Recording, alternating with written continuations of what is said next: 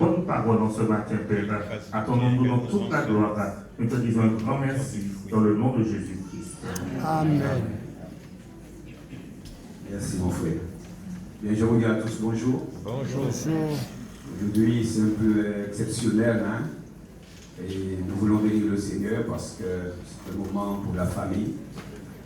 Et vous savez combien que ça me fait du bien quand je suis assis là et puis je regarde les autres faire, les jeunes faire, les tout jeunes. Et cela me dit, eh bien, c'est bon, tu pourras bientôt prendre ta retraite. Et pour nous, il est important que nous puissions permettre à nos jeunes de s'exprimer, de travailler. Ceux qui ont les capacités de pouvoir prêcher, ceux qui ont d'autres capacités de pouvoir présider, etc. etc. Et c'est ce que mon frère Romain et moi-même, puis avec l'aide des frères, bien, c'est ce à quoi nous allons nous évertuer pendant les mois qui vont venir. Donc, je vous demande vraiment de nous encourager, mais d'encourager tous ceux qui se lèvent, tous ceux qui répondent à l'appel pour pouvoir faire avancer l'œuvre du Seigneur. Gloire à Dieu. Amen. Voilà, que Dieu soit béni. Je vais rapidement, parce qu'on va donner 25 minutes, mais c'est possible, c'est possible. Nous prendrons une lecture dans le livre des Éphésiens, chapitre 2. Merci, mon fils. C'est ça, normalement, on voit le papa là qui revient sans secours. Gloire à Jésus. À la maison aussi. Gloire à Jésus. Éphésiens 2, à partir du verset 11, nous allons lire jusqu'au verset 22, où l'apôtre fait un parallèle entre ce que nous étions et ce que nous sommes devenus en Christ par rapport aux Juifs. Il a dit, c'est pourquoi vous, autrefois, païens dans la chair, appelés incirconcis par ceux qu'on appelle circoncis, et qui le sont en la chair par la main de l'homme. Souvenez-vous que vous étiez en ce temps-là, sans Christ, privés du droit de cité en Israël, étrangers aux alliances de la promesse, sans espérance et sans Dieu dans le monde. Mais maintenant, donc il y a ce que vous étiez, ce que nous étions, sans Dieu, sans espérance. Mais maintenant, donc, les choses ont changé. Mais maintenant, Jésus-Christ, vous qui étiez jadis éloignés, vous avez été rapprochés par le sang de Christ, car il est notre Père, lui qui des deux n'en a fait qu'un, et qui a renversé le mur de séparation, l'inimitié, ayant anéanti par sa chair la loi des ordonnances dans ses prescriptions, afin de créer en lui-même, avec les deux, un seul homme nouveau, en établissant la paix, et de les réconcilier l'un et l'autre en un seul corps, avec Dieu par la croix, en détruisant par elle l'inimitié. Il est venu annoncer la paix à vous qui étiez loin, et la paix à ceux qui étaient près, car par lui, nous avons les uns et les autres accès auprès du Père dans un même esprit. Ainsi donc, vous n'êtes plus des étrangers, ni des gens du dehors, mais vous êtes concitoyens des saints, gens de la maison de Dieu. Vous avez été édifiés sur le fondement des apôtres et des prophètes, Jésus-Christ lui-même étant la pierre angulaire. En lui, tout l'édifice, bien coordonné, s'élève pour être un temple saint dans le Seigneur. En lui, vous êtes aussi édifiés pour être une habitation de Dieu en esprit. Amen. La lecture a été un peu longue. La pensée principale que je voudrais faire ressortir dans ce passage, et aussi par rapport à notre réunion d'aujourd'hui, c'est que Dieu a fait de nous une famille. Vous savez, lorsque vous entrez dans une famille, vous prenez naissance, vous ne connaissez ni papa, ni maman. S'il y avait déjà des autres frères et des sœurs, vous ne les connaissiez pas, mais vous arrivez dans cette famille et vous faites vraiment corps avec elle, avec papa, avec maman, avec les autres enfants. Aujourd'hui, les choses, il semble qu'ils veulent changer, mais nous allons rester sur ce que la parole de Dieu dit. Et nous réalisons en fait que cette famille dans laquelle nous grandissons, cette famille, elle n'est pas parfaite. Avec vos frères, il y a de la perfection? Dites-moi. À la maison? Non. Avec papa, avec maman, il y a de la perfection? Non. Pourtant, c'est votre famille. Et même si vous partez, même si vous claquez la porte, quand vous le voulez ou pas, c'est votre famille. Vous ne l'avez pas choisi, mais malgré tout, c'est votre famille. Donc, on ne le veuille pas, on est obligé de faire avec. Et pour que, bien sûr, il y ait une bonne entente dans la famille, alors il va falloir travailler. Il va falloir travailler. Je prends cet exemple par rapport à l'Église du Seigneur. Toutefois, la différence qu'il y a entre l'Église du Seigneur, nous, ce que nous sommes, la famille que nous sommes devenus, c'est que si on n'a pas choisi nos parents, mais nous, on a choisi nos parents. Amen. Vos parents, qui sont vos parents spirituellement? Le frère et soeur? Non. Papa, maman, enfin, papa, maman, mais bon. On va dire la hiérarchie. Jésus. Dieu. Et bien aimé. Dieu. Dieu, vous avez choisi Dieu. Dieu en tant que Père. Et cela par l'intermédiaire de Jésus-Christ de Nazareth. Et l'Esprit de Dieu qui est venu en nous a fait de nous réellement cette maison. Vous êtes d'accord? Donc, il y a la différence qu'il y a entre notre famille dans la chair et la famille spirituelle. C'est-à-dire que nous avons pris une décision. Parce qu'on ne devient pas enfant de Dieu comme cela. On ne naît pas enfant de Dieu, mais on le devient en prenant une décision.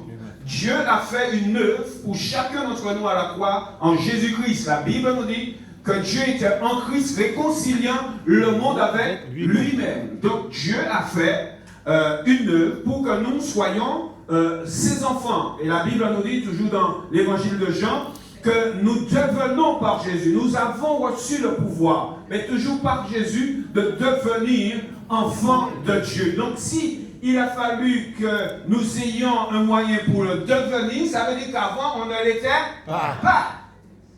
Amen. On ne l'était pas. Mais lorsqu'on a pris une décision devant Dieu, de devenir enfant de Dieu en faisant la démarche de repentance, de conversion, on a fait un choix. Et à partir de ce moment-là, eh bien, on ne peut plus faire comme si de rien n'était. On ne peut plus vivre de façon isolée. On ne peut plus vivre avec ses propres pensées. Mais à partir de ce moment-là, on va commencer à vivre avec la pensée de la famille. Et cette famille, nous avons dit qu'elle a pour père Dieu. Donc, avant, je n'avais peut-être pas les pensées de Dieu, mais la Bible nous dit, c'est le livre de Corinthiens, l'apôtre Paul nous dit qu'aujourd'hui, nous avons la pensée du Christ. Et le Christ ne nous donnera jamais une pensée contraire à celle du Père. Parce qu'il est uni avec le Père. Et dans la mesure où nous-mêmes, nous avons pris la décision de devenir ces enfants de Dieu, notre manière de vivre doit être en conformité avec la manière de vivre de Dieu, je vais dire entre parenthèses. D'accord? Donc, nous avons cette responsabilité de vivre à la manière de Dieu. Si nous ne vivons pas à la manière de Dieu, eh bien nous faisons honte à notre Père. Est-ce que tu es là? Je m'imagine un fils qui, le père, les parents, lui ont donné vraiment une bonne éducation, voilà, fait comme ci, fait comme cela, on lui a enseigné les rudiments de la vie, et puis il s'est qu'à mettre mademoiselle, qu'à mettre quoi, qu'à faire n'importe quoi, mais bien aimé, je vous assure que le parent ne va pas dire bravo, il va dire ouais, moi je m'explique que tu bonhomme dans la bagaille là, moi prends temps moi pour dire, ah il t'a fait moi honte, oui ou non? il t'a fait moins honte. Tu vas dire, il t'a fait moins mal. Il t'a fait moins mal. Mais fait tout ça, c'est il joue quand même. Alléluia. Et nous, avec Dieu, c'est le même bagage là. Si on ne réagit pas, si on n'agit pas selon la conformité de la parole de Dieu, on fera honte à notre Père. On lui fera quelque part du tort. On donnera un mauvais témoignage de ce qu'il est, les dieux, il est saint. Donc l'Église, nous avons à réagir, mes bien-aimés, par rapport à la parole de Dieu, de la même manière que nous réagissons par rapport à l'enseignement donné par nos parents pour que nous ayons une bonne vie dans le monde. Eh bien, pour que nous puissions avoir cette vie de lumière en tant qu'enfants de Dieu, eh bien, nous sommes appelés à recevoir l'enseignement du Seigneur. Ça va? On a pris la première base, là, on continue. Bon, on a 25 minutes maximum. Je vais essayer de faire 25 minutes. Vous savez, lorsque nous lisons la parole de Dieu, nous voyons, il y a un point que je voudrais souligner par rapport à cela, en ce qui concerne une famille. Nous voyons que la Bible nous montre dans le livre de Romains au chapitre 12 combien nous sommes devenus un même corps. D'accord? Nous formons, nous sommes chacun un membre différent, mais appartenant à un même corps. Et ce corps-là, c'est Jésus-Christ de Nazareth. La Bible nous montre encore que Jésus, dans le livre de l'Apocalypse, Apocalypse 1, verset 6, que le Seigneur a fait de nous un royaume de sacrificateurs pour Dieu son Père. Et nous voyons, mes bien-aimés, que cette maison, cette famille que nous sommes devenus, c'est une famille qui est appelée, qu'on le veuille ou pas, le royaume de Dieu. Souvent, lorsque nous parlons du royaume de Dieu, nous voyons, je veux dire, un pays où la terre, où Dieu, où le ciel, et puis Dieu va se glorifier. Ça, c'est une chose. Mais un royaume, il faut comprendre déjà, c'est la sphère de laquelle règne un roi. Ça veut dire que dans la mesure où nous-mêmes, enfants de Dieu, je dis bien enfants de Dieu, eh bien, nous allons démontrer que Dieu règne au milieu de nous, et lorsqu'on nous regardera, on va dire, voici le royaume de Dieu. Est-ce que vous me comprenez? Voici le royaume de Dieu. Donc si nous sommes famille, nous sommes aussi royaume de Dieu. Et il est important de comprendre, mes bien-aimés, que l'un des principes de vie de royaume, c'est la communication. Si nous ne sommes pas dans la communication, et je reviens sur le principe de la famille, eh bien, mes bien-aimés, il m'est arrivé plusieurs fois, ça fait peut-être un moment qu'on ne le fait pas, mais il m'est arrivé plusieurs fois, lorsque j'avais mes enfants, on se rassemblait, et puis on discutait. Elle dit, au fait, mais qu'est-ce qui ne va pas dans la famille? Qu'est-ce que vous avez à me dire?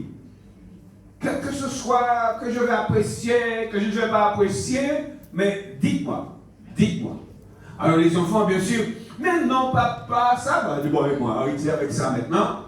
Dis-moi, qu'est-ce qui ne va pas? Est-ce qu'il y a quelque chose? Peut-être que je fais mal, que j'agis mal. Et puis là, à ce moment-là, les enfants m'ont parlé. Ils ne disaient pas grand-chose, mais quand même, ils parlaient. Ça veut dire que je leur donnais la possibilité de discuter. La possibilité, non pas de leur dire fais ça, tais-toi, non, mais d'essayer de comprendre, essayer de comprendre ses sentiments, essayer de comprendre ses souffrances, essayer de comprendre ses problèmes, parler avec lui pour qu'il y ait quoi? Pour qu'il y ait vraiment une bonne communion entre nous. Et le Seigneur, il a mis dans l'Église cette possibilité que cette famille que nous sommes devenus, que cette famille soit une famille qui communique. La Bible nous parle les uns les autres. Donc, il y a un aller-retour. Je ne suis pas seul. Tu n'es pas seul. Mais nous sommes les uns avec les autres. Et je ne veux pas entrer dans notre passage, mais chez vous, vous allez lire Romains 12, vous allez lire 1 Corinthiens 12, qui nous montre comment nous sommes appelés à nous donner la main dans la main. Et je veux revenir sur ce passage de d'Éphésiens, pour souligner 3 points essentiels où nous réalisons qu'il y a un besoin de communication si nous voulons que ça aille bien. dans le premier point que je voudrais souligner, cela se trouve déjà, on peut dire, au verset 13. Il était dit, mais maintenant en Christ, vous qui étiez jadis éloignés, vous avez été rapprochés. Donc on était éloignés et nous avons été rapprochés. Imaginez-vous deux personnes qui se sont rapprochées et qui ne parlent pas, mes bien-aimés. Quel effet que ça vous fera? Dites-moi. Vous êtes dans la maison avec votre épouse. Vous êtes dans la maison avec vos enfants. Et puis, y'en pas qu'à parler, bah l'autre. Qu'est-ce que cela fait? Dites-moi, mes bien-aimés. On t'invite dans une maison, t'invite dans une famille, et tu constates que Maria a fait là, Madame Lang a fait là, la nuit là a passé, si on est là pour toute la nuit, et puis parmi y'en qui a parlé, bah l'autre. Mal Ça dit qu'il y a un problème. Il y a un problème. Un gros problème. Imaginez-vous que nous, en tant que royaume de Dieu, si on considère bien la parole de Dieu, nous sommes le royaume de Dieu parce que Dieu règne en nous, Dieu vit en nous. Est-ce que vous savez bien saisir cela? Hein, le royaume, c'est la sphère où règne un souverain. Donc Dieu règne au milieu de nous, alors nous faisons partie du royaume de Dieu. Mais si il n'y a aucune communication au milieu de nous, eh bien, pensez-vous que ce serait une bonne chose? Donc, le Seigneur nous montre qu'il y avait entre nous inimitié. Nous étions séparés.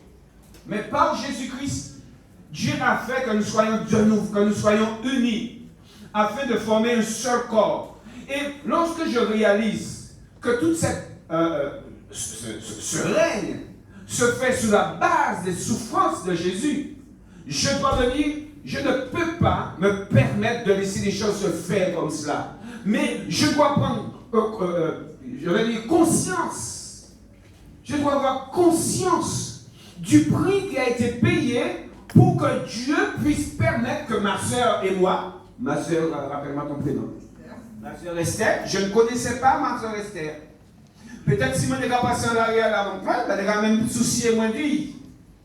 Mais aujourd'hui, ça n'a pas été fait parce que juste elle a pris une décision comme cela, ni que moi j'ai pris une décision comme cela, mais ça a été fait à partir du moment où Christ est mort pour nous. Est-ce que tu comprends cela? Cela veut dire que tout ce que je reçois de bénédiction, de guérison, de salut, tout se fait à partir de la mort de Jésus-Christ de Nazareth. Et quand je comprends la mort du Seigneur Jésus, et j'ai compris que c'est par la mort du Seigneur que ma soeur et moi, nous sommes devenus membres du corps de Christ, lorsque je vois ma soeur, si je ne dis pas, ça fait c'est moins bon, si je suis là-bas, là, on peut courir, non, c'est pas ça. Mais il a passé juste devant moi, il a regardé moi, et puis, il y a un problème.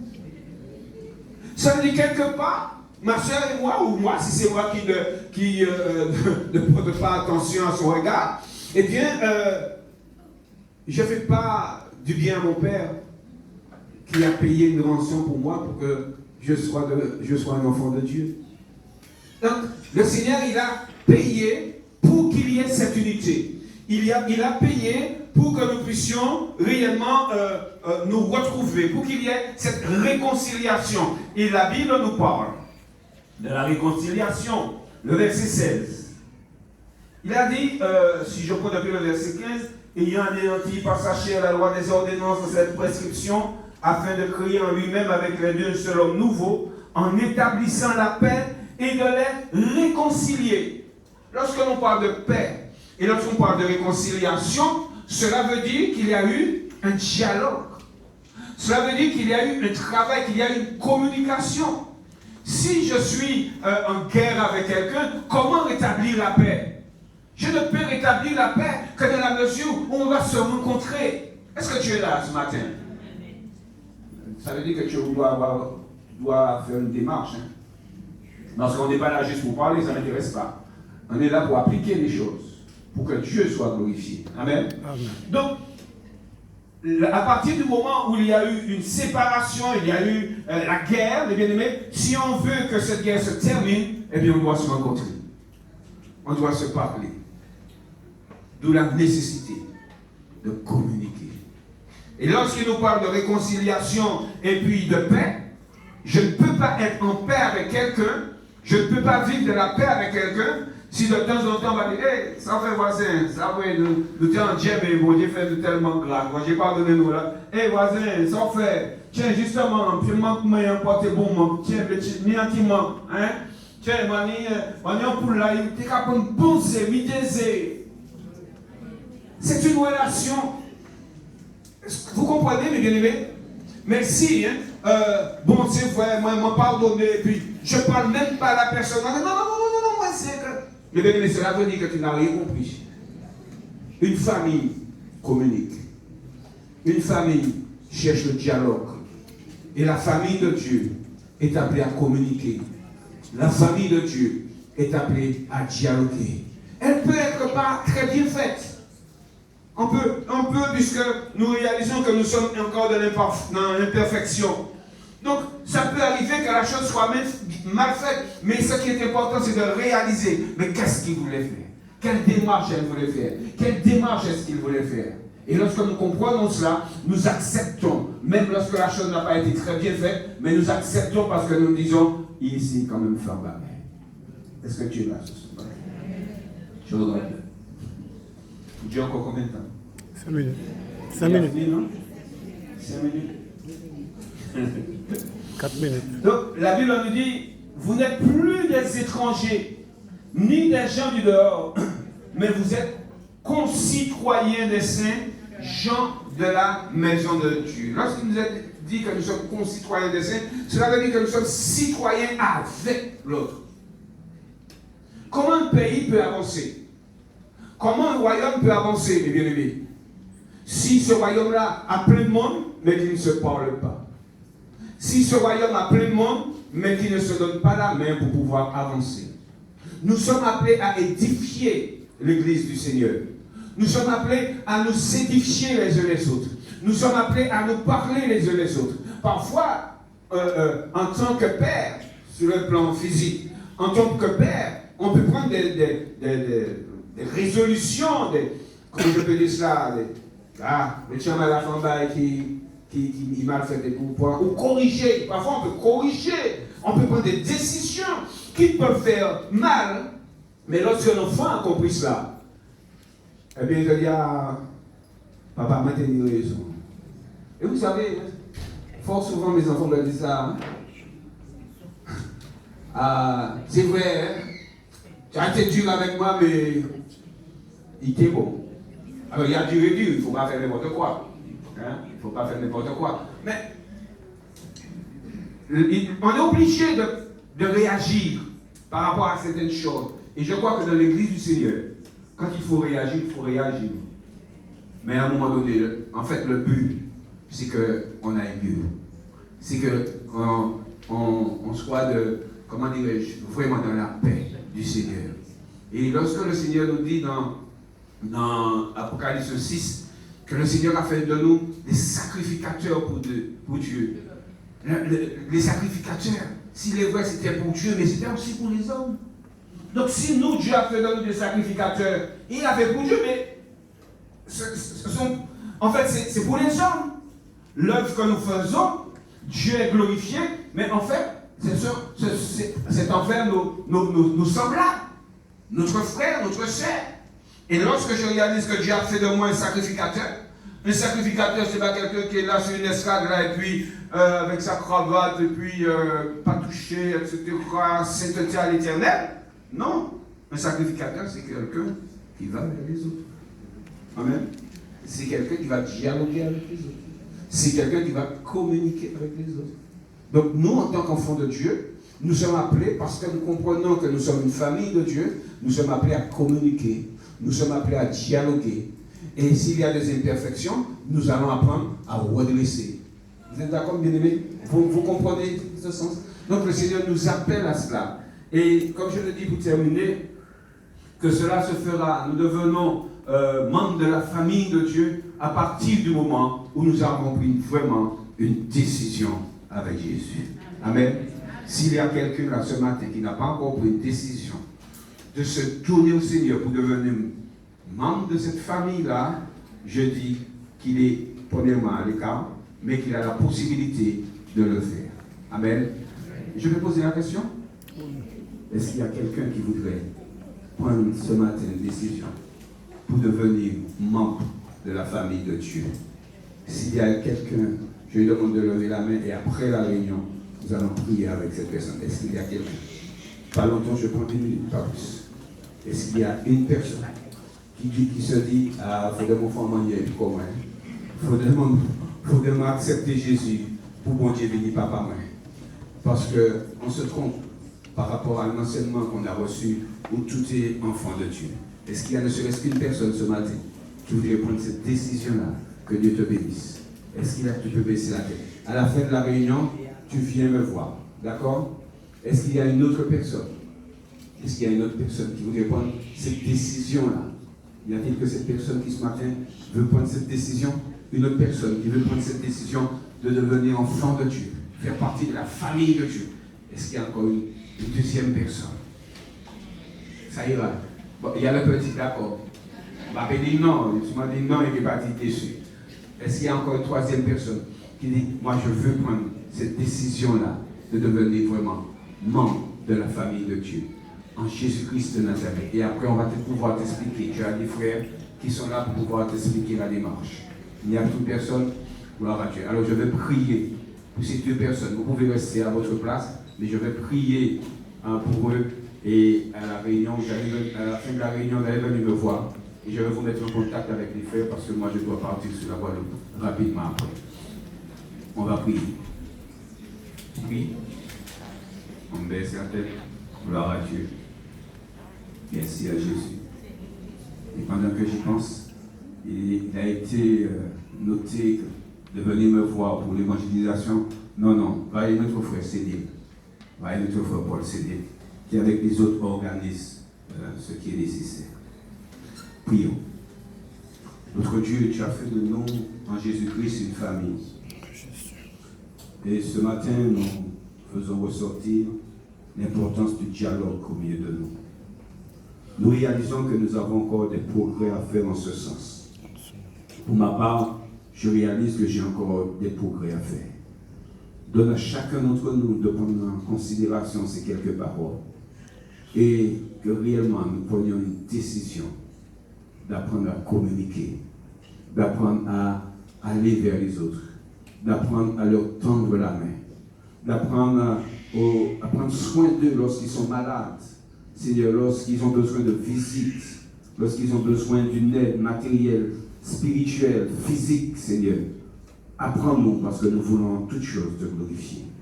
Et je veux te présenter ces deux personnes, cet homme et cet enfant, Seigneur, qui veulent faire partie de ta famille.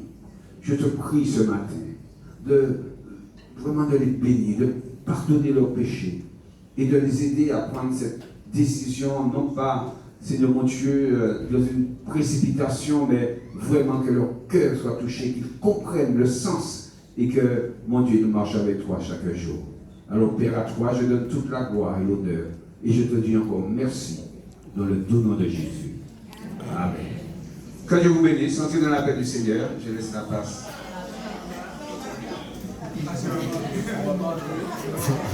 Qu'est-ce que je vous ai dit? Alors soyez dans la paix du Seigneur. Non mais entrer dans la paix du Seigneur ne veut pas dire entrer chez vous. Me dit d'entrer dans cette paix. Saisissez cette paix. D'accord? Donne une petite main à tout celui qui est près de toi. Va un petit main. Dis un petit main. Alléluia. Va un petit main. Et puis,